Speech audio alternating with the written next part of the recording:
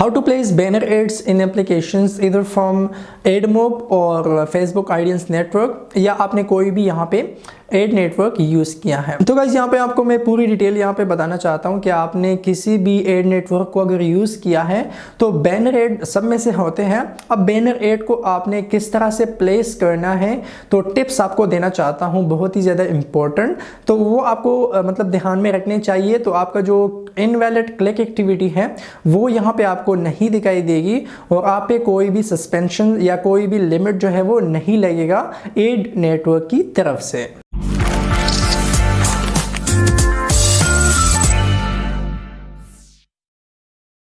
Hello guys, मेरा नाम है तौसीफ इजाज़ और आप देख रहे हैं Tauseef Ijaz YouTube channel. So guys यहाँ पे मैं आपको टिप्स देने वाला हूँ बैनर एड के हवाले से कि आपने बैनर एड को अपने एप्लीकेशंस में किस तरह से प्लेस करना है। ठीक है, बहुत सारे लोग यहाँ पे गलतियाँ करते हैं जिनकी वजह से उनका अकाउंट जो है वो ख़तरे में पड़ जाता है। और यहाँ पे जो AdMob अगर आपने यूज़ किया है तो आपको डायरेक्टली एड लिमिट जो है वो वो लगा देंगे और यहाँ पे आप मतलब रेस्ट्रिक्शंस आप पे लग सकती हैं और यहाँ पे अकाउंट सस्पेंशन का भी खतरा हो सकता है। ठीक है, अब रिस्ट्रिक्शंस वो क्यों लगाते हैं? रिस्ट्रिक्शंस वो इसलिए लगाते हैं कि आपका जो बैनर एड आपने यूज़ किया है उस पर इनवैलिड एक्टिविटी आ जाती है।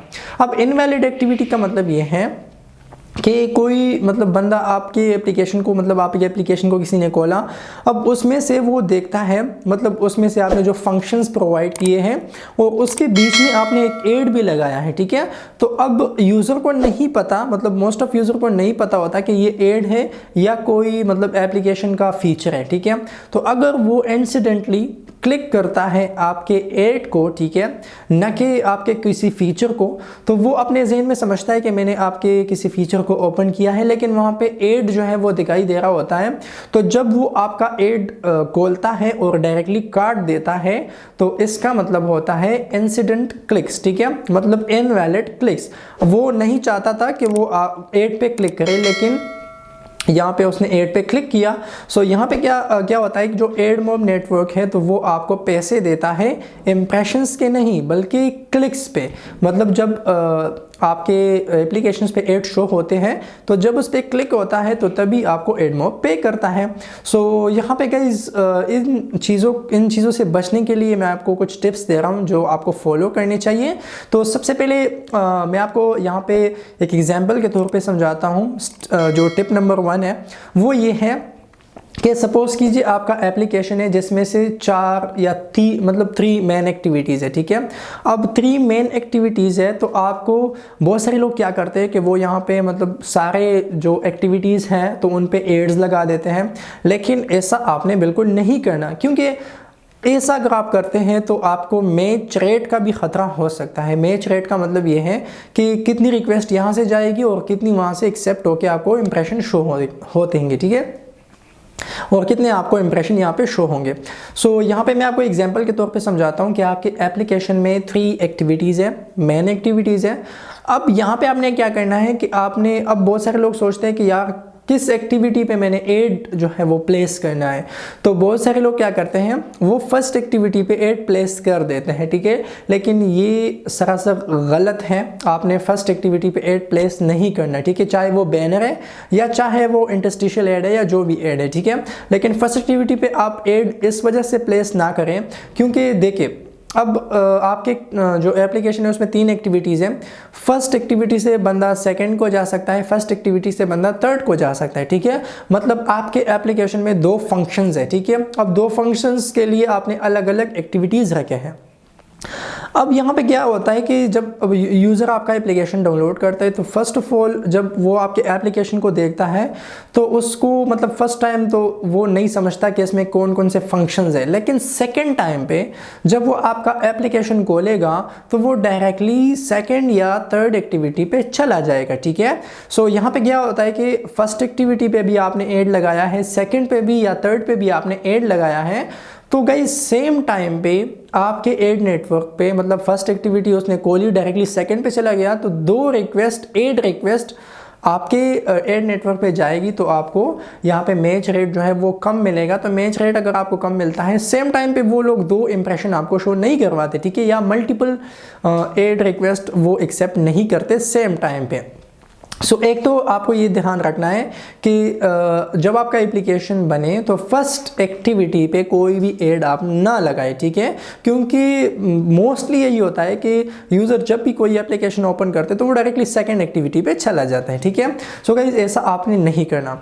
दूसरी जो मोस्ट इम्पॉर्टेंट बात है, जो टिप यहाँ पे देने वाला हूँ, वो ये है कि आपका जो एप्लीकेशन है उसमें से आपने नीचे या तो ऐड लगाना है या तो ऊपर आपने ऐड लगाना है, ठीक है। अब ये इनवैलिड क्लिक एक्टिविटी से बचने के लिए आपको या तो नीचे ऐड लगाना है, और जहाँ तक मेरा एडवाइस है आप लोगों के लिए, तो आपने ऊपर ऐड लगाना है, ठीक है। अगर आप कंटेंट्स के बीच में ऐड लगाते हैं, मतलब कंटेंट है आपके, उसके बीच में आपने ऐड लगाया है, तो कोई भी मतलब ये नहीं समझेगा कि ये ऐड है, ठीक है। बहुत सारे लोग यहाँ पे गलत हो सकते हैं और आपके ऐड को क्लिक कर सकते हैं, जो कि आपके अकाउंट के लिए ख़तरा हो सकता है, ठीक है। अब यहाँ पे गाइस एक बंदा है, उसने आपका एप्लीकेशन खोला, कोई ऐड यहाँ पे शो हो गया, ठीक है, और उसने कहा कि चलो ये तो कोई ऐड है, मतलब किसी ख़ास चीज़ के बारे में है, तो वो उसको क्लिक करता है और पूरी तरह उस ऐड को देख लेता है, तो तभी आपको पैसे मिल जाते हैं। लेकिन अगर इंसिडेंटली मतलब यहाँ पे क्लिक होता है तो आपको पैसे नहीं मिलने, ठीक है। सो ये आपने बहुत ज़्यादा ध्यान देना है कि यहाँ पे अगर आप ऐड यूज़ कर रहे हो तो या तो बॉटम में होना चाहिए या टॉप पे होना चाहिए, ठीक है, कंटेंट्स के बीच में नहीं होना चाहिए, ओके। नेक्स्ट जो मैं यहाँ पे टिप देने वाला हूँ वो मैं बैनर ऐड के हवाले से, मतलब कि एड नेटवर्क के हवाले से देने वाला हूँ कि अगर आप पैसे कमाना चाहते हैं एडमोब से या फेसबुक ऑडियंस नेटवर्क से, तो यहाँ पे आपको एक मेन चीज़ का ध्यान रखना पड़ेगा कि सेम टाइम पे आपने दोनों जो एडमोब है या फेसबुक ऑडियंस नेटवर्क है, तो सेम टाइम पे दोनों को आपने अपनी एप्लीकेशन में इंटीग्रेट नहीं करना, ठीक है। डिपेंडेंसीज आपने नहीं ऐड करनी, क्योंकि दोनों ही आपके एप्लीकेशंस को चेक करता है। और मैंने सुना है, मतलब बहुत सारा मैंने यूज़र से सुना है कि वो उनका जो ऑडियंस नेटवर्क है, फेसबुक ऑडियंस नेटवर्क, वो सस्पेंड हो जाते हैं। तो अब सस्पेंशन का रीज़न क्या होता है कि उन्होंने क्या किया होता है, सेम टाइम पे वो अलाउ नहीं करते कि आप दूसरे एड नेटवर्क को भी यूज़ करें, ठीक है। सो गाइज अगर आप पैसे कमाना चाहते हैं यहाँ पे एडमोब से या फेसबुक ऑडियंस नेटवर्क से, तो यहाँ पे आपको सिर्फ एक ही एड नेटवर्क को इंटीग्रेट करना पड़ेगा, चाहे वो एडमोब है चाहे वो फेसबुक ऑडियंस नेटवर्क है। सो उम्मीद करता हूँ कि आपको ये बातें समझ आ गई होगी। अगर आपको कोई भी टेंशन है या कोई भी प्रॉब्लम है तो आप मुझसे पूछ सकते हैं, मेरा यहाँ पे एक्सपीरियंस है और मैं आपको पूरी गाइड दूंगा, ठीक है। सो उम्मीद करता हूँ कि आपको वीडियो अच्छी लगी होगी, तो प्लीज़ वीडियो को लाइक करें और चैनल को आपने ज़रूर सब्सक्राइब करना है। अल्लाह हाफिज़।